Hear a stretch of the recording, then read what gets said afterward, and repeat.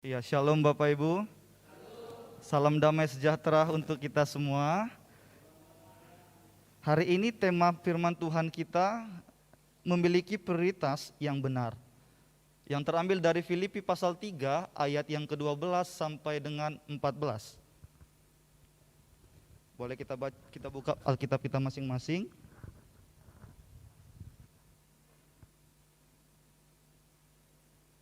Filipi pasal 3 ayat yang ke-12 sampai dengan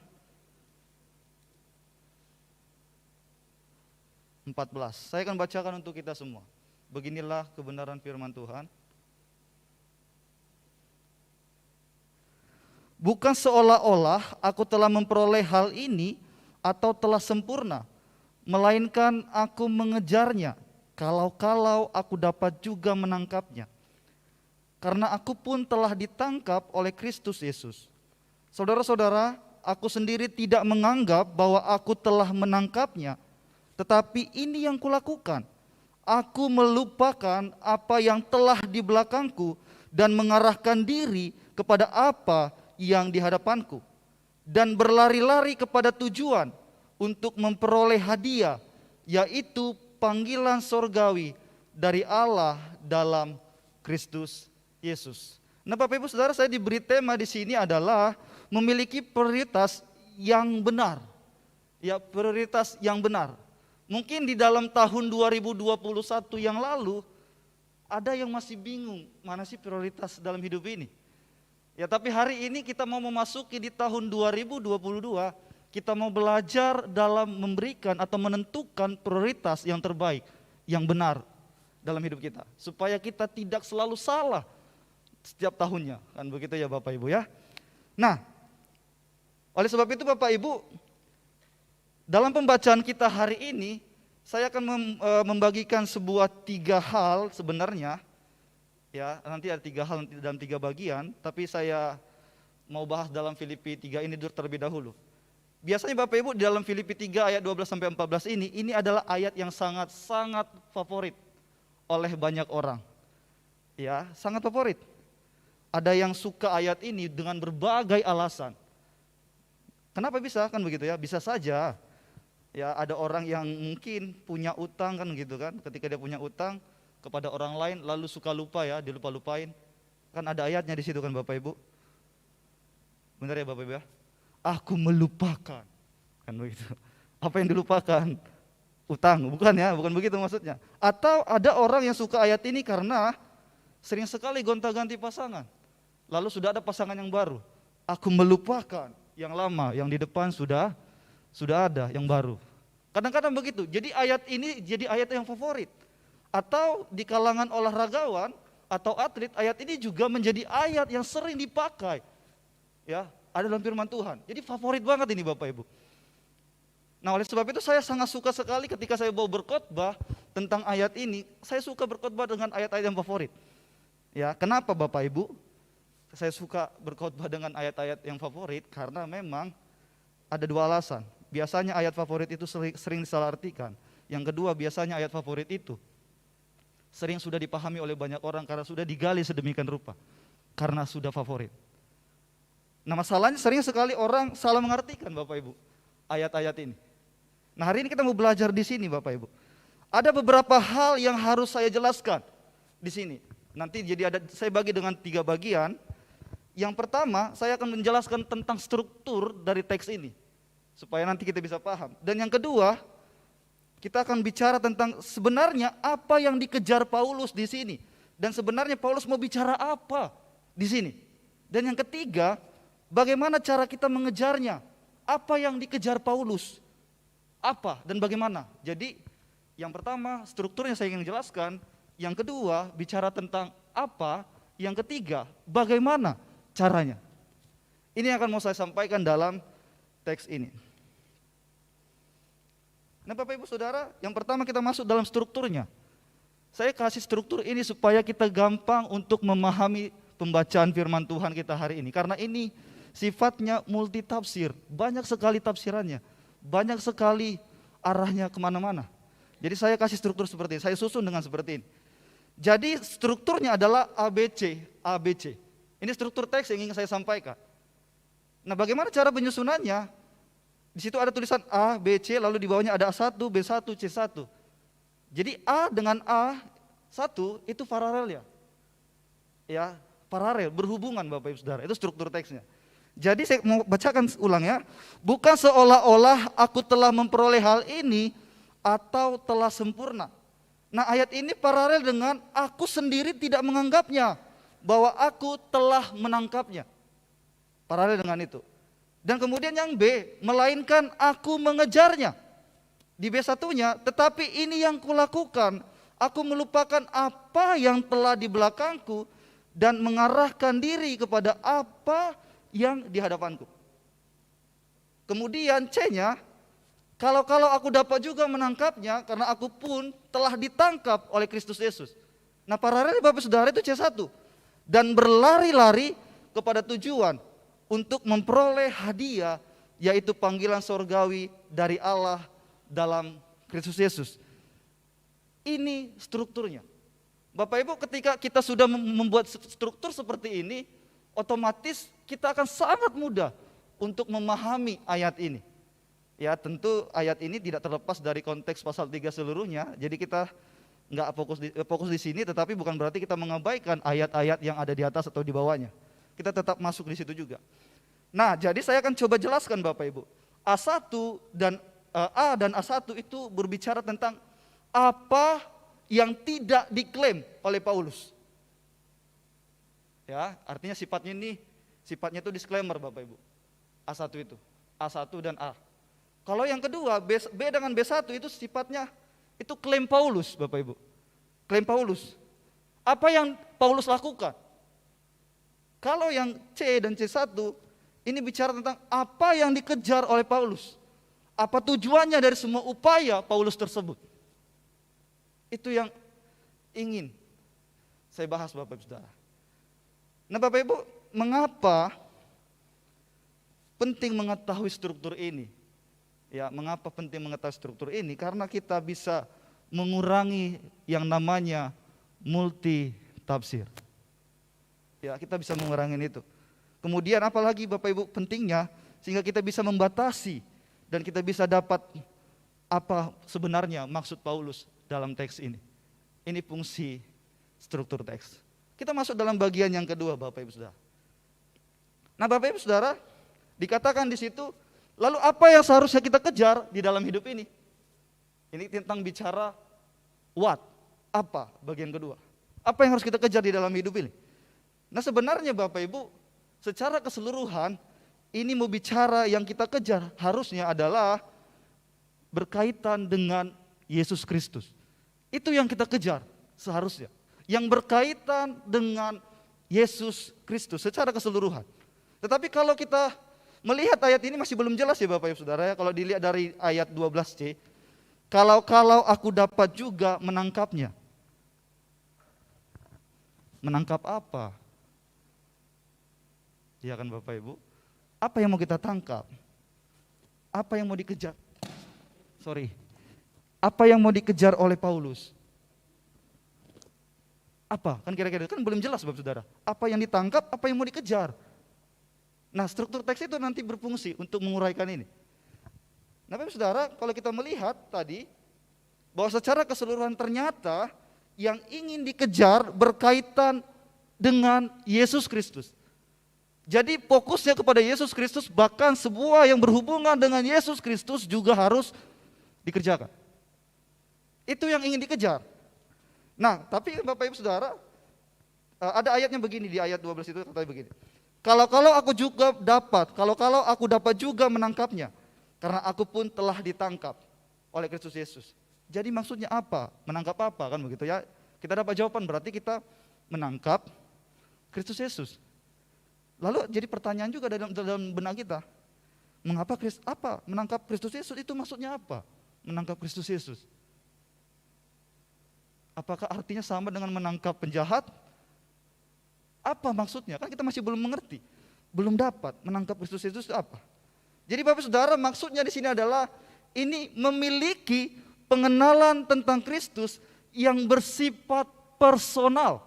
bersifat personal. Jadi pengalaman yang bukan hanya bersifat intelektual tetapi juga bersekutu di dalam kematian dan kebangkitan Kristus.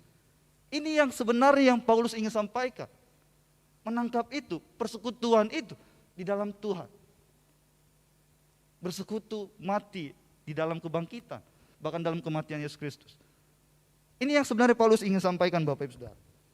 Nah, oleh sebab itulah yang ingin dikejar adalah pengenalan tentang Kristus melalui persekutuan dengan kematian dan kebangkitannya. Nah, ini ada ayatnya Bapak Ibu Saudara. Malahan segala sesuatu kuanggap rugi karena pengenalan akan Kristus Yesus. Ya, Tuhanku lebih mulia daripada semuanya. Karena Dialah aku telah melepaskan semuanya itu dan menganggapnya sampah supaya aku memperoleh Kristus. Ini jelas Bapak Saudara. Ya. Nah, kalau kita melihat kelanjutan daripada ayat yang ke-10 ke-11, ini mau bicara menerangkan bagaimana cara kita mengenal Dia. Bagaimana cara kita mengenal Dia? Inilah ayatnya di ayat 10 dan ayat 11. Cara kita mengenal Dia yang kuhendaki ialah mengenal Dia dan kuasa kebangkitannya dan persekutuannya dalam penderitaannya, di mana aku menjadi serupa dengan Dia dalam kematiannya, supaya akhirnya beroleh kebangkitan dari antara orang mati. Jadi Bapak Saudara sudah sangat jelas maksudnya. Di sini menangkap Kristus itu adalah memiliki pengenalan tentang Kristus yang bersifat personal dengan cara kita mengambil bagian di dalam kematian Kristus dan di dalam kebangkitan Kristus. Maka Paulus pun semakin, bahkan kita pun semakin mengenal Kristus. Nah, ini yang jadi prioritas Paulus Bapak Saudara. Ini yang jadi prioritasnya. Segala sesuatu yang berhubungan tentang Kristus itu yang menjadi prioritasku, akan kurai, kudapatkan Bapak Saudara. Nah, bagaimana dengan kita? Apa prioritas kita di dalam kehidupan ini? Ya, saya akan lanjut lagi. Lalu ada lanjutan Bapak Ibu, dikatakan di situ yang dikejar adalah panggilan keselamatan. Ini paralelnya tadi yang saya sudah kasih tahu di strukturnya. Dikatakan begini, yang dikejar adalah panggilan keselamatan yang penuh. Di ayatnya begini, dan berlari-lari kepada tujuan untuk memperoleh, ada ya, berlari-lari untuk memperoleh hadiah, yaitu panggilan surgawi dari Allah dalam Kristus. Nah, di sini sudah jelas Bapak Ibu, Paulus sedang mengajarkan kita untuk mengejar satu hal yang penting. Ya, Paulus mengajarkan kita sesuatu hal yang penting, yaitu Kristus Yesus. Ya, tadi saya sudah jelaskan maksudnya apa dalam mengejar itu. Yang dikejar adalah pengenalan Kristus. Semakin hari kita semakin mengenal Dia. Lalu tujuannya itu apa? Ini dia Bapak Saudara. Tujuannya itu bukan sekedar bicara tentang keselamatan. Keselamatan awal itu bukan, tetapi prosesnya untuk mencapai tujuan yang sempurna itu. Jadi bukan karena anugerah kamu sudah diselamatkan, lalu di situ tujuan kita, tidak. Tujuan Paulus adalah mengikuti semua proses dari keselamatan itu. Ada usaha Bapak Saudara. Sehingga kita memperoleh tujuan itu ya apa? Keserupaan dengan Kristus. Itu hadiahnya. Tujuan daripada Paulus. Paham maksud saya Bapak Saudara ya? Jadi ada prosesnya, tidak hanya di titik keselamatan awal, tetapi usaha terus. Ya, sampai mendapat suatu keserupaan dengan Kristus, keselamatan itu. Nah, banyak sekali orang seringkali hanya berpikir dan berhenti, aku sudah diselamatkan, lalu whatever, tidak berbuat apa-apa. Ya Bapak Ibu. Jadi jelas Bapak Saudara di sini ya. Lalu Bapak Ibu, kita masuk dalam bagian yang kedua. Itu bagian pertama apa? Kita sudah tahu tadi. Yang bagian kedua, bagian ketiga, bagaimana kita dapat mengejar hal tersebut? Sudah jelas jawabannya tadi dengan bersekutu. Ya, mati dan bangkit di dalam kematian Yesus. Tapi di dalam ayat 12-14 ini bukan hanya sekedar bicara itu. Kita mau bicara tentang sikap. Ya, di dalam bagian 3 ini sebenarnya bicara sikap. Ya, sikap kita ketika kita mengambil bagian dalam kematian dan kebangkitan Kristus. Sikapnya Bapak Saudara yang harus kita pelajari di sini. Nah, yang pertama adalah sikap kita harus menganggap diri masih belum mencapainya. Ini yang Paulus sampaikan Bapak Ibu. menganggap diri masih belum mencapainya. Dalam 12a, 13a, Bapak Ibu boleh baca itu nanti. 3 kali Paulus mengatakan sebuah negasi atau disclaimer. 3 kali, dikatakan begini, bukan seolah-olah aku telah memperolehnya, bukan seolah-olah aku telah sempurna, atau bukan seolah-olah aku telah menangkapnya. Ini ada sebuah disclaimer atau negasi yang disampaikan oleh Paulus, bukan seolah-olah. Bapak Ibu, kalau Bapak Ibu sering nonton YouTube ya, lalu mengikuti sebuah video di mana dia bukan seorang ahli di bidangnya, pasti ada sebuah penekanan atau disclaimer Bapak Ibu. Saya bukan profesional, tapi saya mempunyai ini dengan pengalaman saya sendiri. Jadi jikalau ada yang mengikuti ini, bukan di luar tanggung jawab saya. Ada disclaimernya dikasihkan. Tujuannya apa? Supaya menghindari kesalahan. Nanti orang salah tangkap, gua dituntut, begitu kan? Itu disclaimer gitu. Biasanya begitu. Sama di website juga ada sebuah disclaimer juga. Supaya tuntutan-tuntutan tidak diajukan kepada kita. Kan sudah diperingati. Ya disclaimer. Nah Paulus juga melakukan sebuah disclaimer Bapak Saudara. Apa tujuan dari Paulus menyampaikan ini? Kenapa dia menegaskan ini? Mengapa dia menegaskan sebuah negasi seperti ini Bapak Saudara? Jadi Paulus menekankan itu karena Paulus ingin menghindari kesalahpahaman atau kesan sombong. Ya Bapak Ibu, kesan sombong. Itu bisa Bapak Ibu lihat di ayat 10-11 itu nanti. Kemudian yang kedua sekaligus ini untuk mengkritik para pengajar sesat pada saat itu. Bapak Ibu boleh baca nanti di ayat 1-4 tentang penegasan ini. Di Filipi pasal 1-4 itu. Ini gak bisa lepas juga dari situ. Jadi istilahnya adalah kayak ada peribahasa kan, sekali dayung dua pulau terlampaui, atau mungkin kita bisa bilang sambil menyelam minum air. Nah Paulus sekaligus ingin menghindari kesalahpahaman dan sekaligus sedang ingin menegur pengajar-pengajar atau guru-guru palsu pada saat itu. Nah Bapak saya akan jelaskan konteksnya supaya kita mengerti. Di dalam konteks pasal 3 ini, ya Bapak Ibu, ini ada persoalan yaitu guru-guru palsu yang berusaha masuk dan ingin mengatakan kalau kamu tidak disunat, kalau kamu tidak mengikuti Taurat secara detail seperti kami, maka kerohanianmu, keselamatanmu belum sempurna. Jadi kamilah orang-orang sejati, kamilah orang-orang saleh. Bapak Ibu seperti itu dikatakan. Jadi mereka membanggakan diri mereka membanggakan kelebihan-kelebihan mereka Bapak Saudara. Seolah-olah mereka sudah sempurna. Maka Paulus bilang apa? Inilah tujuan dari negasi ini. Kalau Bapak Ibu bisa baca di ayat 4. Sebenarnya aku bisa memegahkan diri. Aku bisa menyombongkan diri.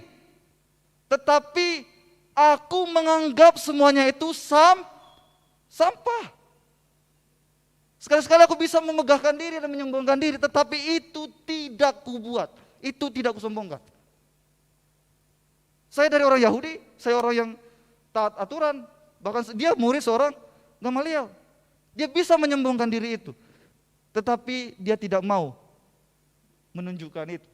Nah kesan inilah yang Paulus ingin sampaikan supaya jemaat Filipi tidak menangkap kesan sombong dari Paulus Bapak Saudara. Kalau sampai dia bilang begitu, ya aku juga begitu, berarti aku juga sempurna. Berarti dia tidak sama saja dengan guru-guru palsu itu Bapak Ibu. Nah inilah sekali pukul dua kena kan begitu. Jadi sekalian menasihatkan menghindari kesalahpahaman sekaligus untuk menentang pengajar-pengajar sesat pada waktu itu. Nah Bapak Saudara itu yang pertama. Jadi ada sebuah sikap kita harus menganggap diri masih belum. Jadi harus terus upgrade Bapak Saudara. Kalau kita menganggap diri kita sudah cukup, artinya kita sudah sedang tidak mau belajar lagi kan Bapak Ibu. Kemudian yang kedua, sikap kita adalah berusaha sekeras mungkin untuk lebih maju. Berusaha sekeras mungkin untuk lebih maju. Nah Bapak Ibu, kalau kita melihat di dalam ayat 3 dan ayat 12 dan ayat 14 ada kata dioko. Nanti saya jelaskan kata dioko ini. Bahkan juga nanti Paulus menerangkan tentang sebuah metafora pertandingan atletik. Ya, kita bahas satu-satu tentang dioko dulu Bapak Ibu. Di dalam bahasa Yunani dioko ini punya banyak sekali arti. Banyak sekali artinya. Nah dioko ini terletak di ayat 12, ada di ayat 12. Yang tulisannya adalah mengejarnya. Itu dioko Bapak Saudara. Di ayat 12. Nah kalau di ayat 14, dioko itu di dalam bahasa Yunani ada di kata berlari-lari. Nah itu terjemahan di Yunani itu dioko juga. Tapi di terjemahan Indonesia kita berlari-lari. Jadi mengejarnya dan berlari-lari itu dioko. Sama Bapak Saudara. Ya. Nah tapi uniknya Bapak Ibu, ternyata di ayat 6 sudah ada keluar kata dioko. Di ayat 6. Di mana terjemahan Indonesianya? Terjemahan Indonesianya adalah penganiayaan Bapak Ibu. Itu dioko ternyata diterjemahkan. Penganiayaan itu. Jadi di situ jelas, kalau saya baca ayat 6-nya Bapak Ibu dikatakan begini. Tentang kegiatan. Nah kalau di terjemahan Yunani ini bukan kegiatan, tentang semangat. Aku penganiaya jemaat. Jadi dioko, aku pengejar jemaat. Aku semangat mengejar jemaat. Maksudnya di situ apa Bapak Saudara? Masa lalunya. Bapak Ibu tahu kan Saulus kan? Waktu dia belum bertobat, dia semangat menganiaya, dia semangat mengejar jemaat. Jadi dia seperti itu yang disampaikan. Nah lalu yang ingin disampaikan Paulus juga adalah ketika saya sudah bertobat dengan semangat yang sama, saya juga dengan semangat yang sama saya juga ingin mencapai itu, mencapai Kristus itu, serupa dengan Kristus itu. Itu yang Paulus ingin sampaikan kepada jemaat-jemaat pada saat itu. Nah biasanya Bapak Ibu, ketika ada orang bertobat, semangatnya berkurang. Ya, bukan dosanya yang berkurang, malah semangatnya yang berkurang. Ada misalnya penjahat, dia waktu jahat dia jor-joran untuk berbuat kejahatan, berbuat dosa itu jor-joran. Tapi ketika dia sudah bertobat, jor-jorannya itu hilang. Bukan dosanya yang berkurang, tapi semangatnya yang makin turun. Ketika dia sudah mengenal Tuhan, harusnya ketika ada sesuatu untuk mempermuliakan nama Tuhan, pasti dengan semangat yang sama dia akan lakukan. Betul tidak? Tetapi banyak orang semangatnya yang hilang, bukan dosanya, Saudara. Nah Paulus bilang, aku tetap semangat mengejar. Nah Bapak Saudara, kita masuk lagi dalam kata aku melupakan yang di belakang dan mengarahkan diri ke depan. Pertanyaan saya, adakah satu orang yang bisa melupakan masa lalunya? Tidak ada kan? Bagaimana bisa melupakannya? Enggak ada yang bisa melupakan masa lalunya Bapak Ibu. Paulus tahu di bulan keberapa dia sunat. Dia ingat masa lalunya. Paulus tahu kapan dia pernah menganiaya jemaat. Itu masa lalunya, dia ingat masa lalunya. Lalu apa yang mau dilupakan? Nah sering kita kan salah dalam memahami ini kan Bapak Ibu ya. Udah lupakan, emang masa lalu bisa dilupakan? Saya pernah punya pengalaman pahit, saya nggak bisa lupakan. Saya pernah ada pacaran dengan seseorang, saya nggak bisa lupakan itu masa lalu. Nggak bisa kan Bapak Saudara? Lalu apa maksudnya melupakan di sini? Nah kita masuk dalam pertandingan Bapak Saudara. Jadi dia mengambil metafora atletik seseorang pelari. Dia berkata begini. Jadi kalau seorang pelari itu pada waktu itu dia lari kan. Nah saat dia lari cepat sprint begitu, nggak boleh kan lihat ke belakang. Kalau dia lihat ke belakang apa yang terjadi? Kecepatannya akan berkurang. Kalaupun dia kecepatan tetap dalam hal yang sama, dia bisa jatuh walaupun kecepatan tidak berkurang. Ya, jadi nggak boleh lihat ke kiri ke kanan supaya dia tetap fokus maju terus. Itulah kan. Jadi kebanyakan kita kan kadang-kadang pas lari udah berapa meter ya? Berapa orang sudah kelewati? Nggak boleh begitu. Kadang-kadang kan begitu kan. Supaya fokus. Nah Bapak Ibu ketika kita membawa mobil juga kadang-kadang kan ada benda jatuh ke bawah ya. Lalu kita ingin ambil. Kita merasa kecepatan kita 100 meter, pokoknya kecepatan 100 km per jam lah begitu ya. Lalu kita berkirakan kayaknya sempat ngambil ke bawah. Ya kan? Lalu kita ambil ke bawah. Kita nggak tahu kalau itu 5 detik udah berapa jauh kita berjalan, Bapak Saudara. 5 detik aja, udah semana jauhnya itu, hitung coba siapa matematikanya hebat. Tiba-tiba kita pas ambil 5 detik, pas di atas, masuk UGD langsung. Ya kan, kita nggak ngerti. Jadi sebenarnya ini bukan sekedar bicara melupakan masa lalu itu, tidak di situ. Maksud Paulus di sini adalah apapun masa lalu kita tidak boleh mendefinisikan siapa kita. Saya sering begini Bapak Saudara, ini karena masa laluku jadi aku begini. Itu karena dulu aku seperti ini, jadi aku terbawa-bawa seperti ini karakternya. Saya pernah begitu Bapak Saudara. Jadi masa lalu kita mendefinisikan siapa kita. Ya, jadi tidak hanya sekedar melupakan di situ saja, tapi juga jangan terlalu fokus di situ. Kita harus merupakan perubahan, kita sudah di depan. Ya Bapak Ibu. Nah, saya ada kata seperti ini. Mengakui kekurangan adalah satu hal. Berusaha menjadi lebih baik adalah hal yang berbeda. Tidak sedikit orang yang berhenti pada pengakuan terhadap kelemahan. Mereka bahkan menjadikan kelemahan itu sebagai alasan untuk tetap seadanya dan menuntut orang lain menerima mereka apa adanya. Ada kata peribahasa juga seperti ini. Batuk ada obatnya, watak tidak bisa disembuhkan. Ya Bapak Ibu ya. Tahu tidak Bapak Ibu, kalau saudara punya prinsip itu, berarti prinsip itu tidak alkitabiah. Tidak alkitabiah. Ini jelas saya mau katakan di sini Bapak Saudara. Jadi itu tidak alkitabiah. Jadi saudara sedang memaksa orang lain untuk menerima saudara apa adanya, sedangkan saudara tetap seadanya. Ya, tetap seadanya. Dan itu bukan hal yang diajarkan Paulus di sini. Sering sekali seperti itu ya Bapak Saudara. Atau saya mau bilang begini nih. Karena ini bicara tentang pertumbuhan itu, kita harus semangat maju terus kan dalam hubungan intim dengan Tuhan. Jadi pertumbuhan rohani tidak terjadi dalam sehari, apalagi tanpa usaha yang sepenuh hati. Pertumbuhan rohani membutuhkan disiplin rohani. Ini jelas. Jadi kalau saudara tidak pernah baca Alkitab, tidak pernah berdoa, tidak merenungkan firman Tuhan, tidak mau beribadah dan tidak memikirkan Tuhan, lalu saudara tiba-tiba bermimpi seperti Henokh diangkat ke sorga, itu hanya mimpi di siang bolong, Bapak Saudara. Tiba-tiba kita ngayal jadi Henokh terangkat ke sorga, tapi kita tidak pernah membaca firman Tuhan, tidak merenungkan firman Tuhan, tidak ada satupun disiplin, tidak ada satupun arah kita untuk memprioritaskan Tuhan, itu kita sedang mimpi menjadi Henokh.